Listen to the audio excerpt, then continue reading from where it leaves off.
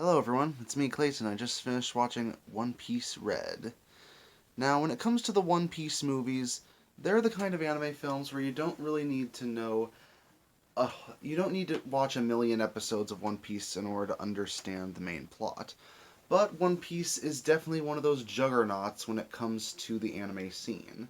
When it comes to Shonen Jump series, One Piece is the king of the mountain, the highest of the high, and the movies usually show off what the series does very well. And One Piece Red definitely shows off the absolute creativity of the series, the incredible fight scenes, and the lovable characters throughout, and it does so while being a freaking musical while it's at it. Well, let's get to the story, shall we? The story revolves around Uta, the daughter of Shanks, who happens to have the Sing Sing fruit with her. This ability allows her to capture people's hearts with her music, but also send them to another dimension where she wants to create a new era. As she's tired of the constant violence, of the constant robbery, and the constant conflict that comes with the Great Pirate Era, she decides to try and send all of her fans into another state of existence in order to have them live in peace and to have fun with her. And when the Straw Pirates end up in this world, and with the world government and the Navy trying to stop Uta, it looks like that Luffy and the gang are going to have to help Uta get through her personal issues while she while they also try to save the world from being trapped in this world forever if Uta happens to perish. But that's all I'll say about the story. The story here happens to mix the creativity of One Piece along with giving us a surprisingly sympathetic look at Uta as a character. Granted, she's only debuts in this movie, and we only have a little under 2 hours to get to know her, but even then, she still feels rather well integrated into the series. We get to see her interactions with Luffy and Shanks, and we get to see how her worldview is influenced, almost similar to a modern day influencer, with a bunch of people around the world hearing her songs and seeing her as a way to escape their everyday inconveniences and everyday issues, and with them wanting her to help them in more ways than just giving them a chance to escape their troubles for a little while.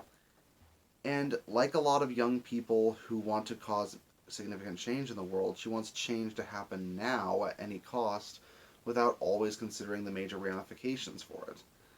And at the same time, she ends up believing that that Shanks ended up doing something terrible in the past, so she ends up not being able to trust him or Luffy at first, even though we still see all the good times they had and we see how idealistic she was back then. It makes her both likable and kind of tragic at the same time. And on top of that, you get to see tons of One Piece characters throughout outside of just the Straw Hat Pirates. From the world government, the Navy, the other pirates, including some of the four pirate lords, particularly Big Mom and her big family.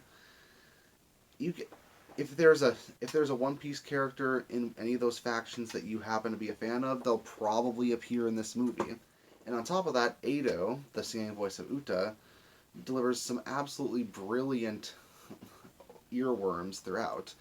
The songs are catchy on their own, but when mixed with the animation from Toei that never seems to skip a beat, you move from several action sequences full of incredible fights to a bunch of sequences that feel like they're right out of a music video, and all of it really works well with the animation style that seems the most varied that it's ever been throughout all these movies.